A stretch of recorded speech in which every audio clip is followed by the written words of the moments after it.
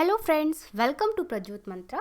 प्रज्योत मंत्रा में last video में आपने देखा मैंने क्लास 11th का केमिस्ट्री का सिलेबस अपलोड किया था। आज मैं इसी सीरीज़ में आज आपके लिए आगे लेकर आई हूँ क्लास 12th का केमिस्ट्री का सिलेबस। तो आइए जानते हैं क्लास 12th के केमिस्ट्री के सिलेबस में हमें क्या क्या पढ़ना है। तो आपको बता दें, ये टोटल जो हमारा सिलेबस है इसमें टोटल हमारे पास 10 यूनिट्स हैं जिनको हमें कवर करना है।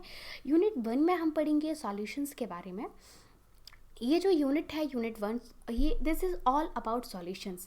सॉल्यूशन के टाइप्स क्या होते हैं, कौन सी वो मेथड्स हैं जिनसे हम सॉल्यूशन की कंसंट्रेशन को रिप्रेजेंट कर सकते हैं, सॉल्युबिलिटी क्या होती है, वेपर प्रेशर क्या होता है लिक्विड सॉल्यूशंस का, ideal and non ideal solutions क्या हैं, कॉलिगेटिव प्रॉपर्टीज़ क्या होती हैं, और इसके अलावा हम पढ़ेंगे मोलर मास के बारे में। हमारी नेक्स्ट यूनिट है इलेक्ट्रोकेमिस्ट्री। इलेक्ट्रोकेमिस्ट्री में हम बात करेंगे इलेक्ट्रोकेमिकल सेल्स क्या होती हैं, गैल्वेनिक सेल क्या है, नर्नेस्ट इक्वेशन किसने दी और क्या है, ये किससे रिलेटेड है। आगे हम इसमें पढ़ेंगे कि कंडक्टेंस ऑफ इलेक्ट्रोलाइट सॉल्यूशन की इलेक्ट्रोलाइट सॉल्यूशंस में कंडक्टेंस क्या होता है, इलेक्ट्रोलिसिस प्रोसेस क्या है, बैटरीज हमारा है इसी यूनिट में, यहाँ पे हमें पढ़ना है। बैटरीज के बाद फ्यूल सेल्स क्या है, और फ्यूल सेल्स के बाद हम इसमें आगे पढ़ेंगे कॉरोजन। तो ये this is all about unit 2।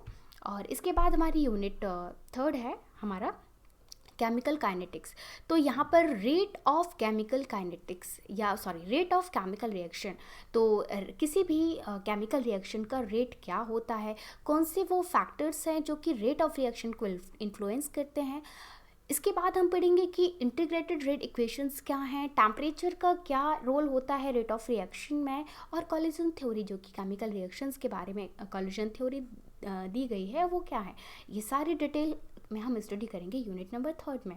हमारी यूनिट नंबर 4 है डी और एफ ब्लॉक के एलिमेंट से रिलेटेड। तो यहाँ पे हम पढ़ेंगे कि पीरियोडिक टेबल में इनकी पोजीशन क्या है, इलेक्ट्रॉनिक कॉन्फ़िगरेशन हम कैसे डिटरमाइन करेंगे, कैसे लिखेंगे डी ब्लॉक के एलिमेंट्स का, जनरल प्रॉपर्टीज़ क्या हैं ट्रांजिशन एलिमेंट्स की, इन्हीं ट्रांजिशन एलिमेंट्स को हम डी ब्लॉक के एलिमेंट्स भी कहते हैं। Some important compounds of transition element, मतलब डी ब्लॉक के जो एलिमेंट्स हैं वो कुछ इंपॉर्टेंट जो कंपाउंड बनाते हैं उनके बारे में हम पढ़ेंगे। लेंथेनाइड्स क्या होते हैं, तो लेंथेनम के बाद के जो 14 एलिमेंट्स हैं वो लेंथेनाइड्स कहलाते हैं, और एक्टिनियम के बाद के 14 जो एलिमेंट्स हैं वो एक्टिनाइड कहलाते हैं, और ये चले जाते हैं दोनों ए ब्लॉक में। इसके बाद हम पढ़ेंगे कि डी और ए ब्लॉक जो हैं उनके सम बेसिक एप्लीकेशंस क्या क्या हैं। आगे यूनिट है हमारी कोऑर्डिनेशन कंपाउंड, यूनिट 5। तो यहाँ पे हम पढ़ेंगे वर्नर थ्योरी जो कि कोऑर्डिनेशन कंपाउंड्स के बारे में है वो क्या है। इसके बाद definition of some important terms pertaining to coordination compound, हमें यहाँ पर कोऑर्डिनेशन कंपाउंड से रिलेटेड कुछ डेफिनेशंस पढ़नी है।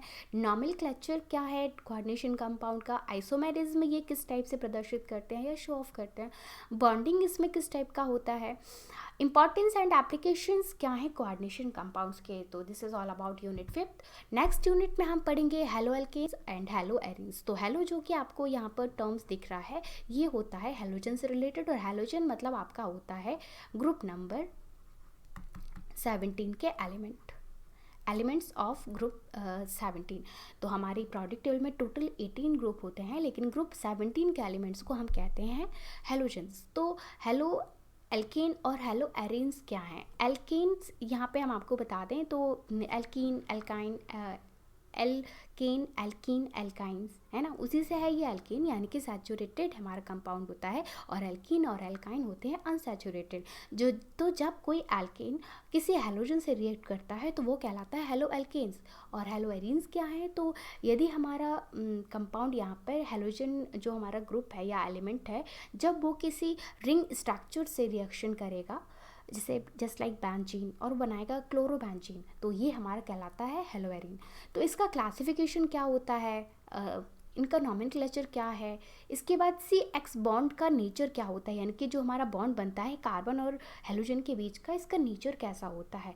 Methods of preparation of halo alkanes, कैसे हम हेलो एल्केन्स बना सकते हैं, and also the preparation methods of halo arenes. इसके बाद फिजिकल प्रॉपर्टीज़ क्या हैं, केमिकल रिएक्शंस क्या हैं, और पॉलीहेलोजन कंपाउंड्स क्या होते हैं, इन सारे के बारे में हम स्टडी करेंगे हमारी यूनिट नंबर 6 में। यूनिट नंबर 7 हमारी है अल्कोहल, फिनॉल और ईथर के बारे में। तो यहाँ पे हम पढ़ेंगे इनका classification, nomenclature, structure of functional group, कैसे इनका स्ट्रक्चर होता है, alcohol and phenols, some commercially important alcohol and ether. तो जो भी इम्पॉर्टेंट अल्कोहल्स हैं कमर्शियल, उनके बारे में हम यहाँ पर डिटेल में पढ़ेंगे। नेक्स्ट हमारी यूनिट है यूनिट नंबर 8, और यूनिट नंबर 8 में हमें पढ़ना है एल्डिहाइड। एल्डिहाइड मतलब CHO group. Next number ketone यानी कि CO ग्रुप, और हमारा नेक्स्ट है कार्बोक्सिलिक यानी कि COOH ग्रुप।